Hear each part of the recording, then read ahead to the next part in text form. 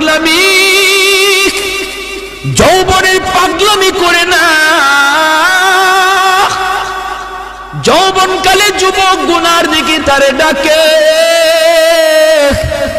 বৃদ্ধ বয়সে একজন বৃদ্ধকে এই গুনার দিকে শয়তান ডাকে না, একজন যুবককে যেই গুনায় ডাকে, ওই যুবক যখন তার যৌবনটারে কন্ট্রোল করে, পাগলামি করে না, আল্লাহর ভয় যৌবনটারে নিয়ন্ত্রণ করে, আল্লাহর ভয় করে চলে, তারেও যৌবনে মসজিদে পাওয়া যায়, যৌবনে মুরব্বীদেরকে শ্রদ্ধা করতে দেখা যায়, বাপ মার সেবা করতে দেখা যায়, রমজান মাসে রোজা রাখতে দেখা যায়, নবীর সুন্নাত তরিকায় চলার চেষ্টা করে রে যুবক।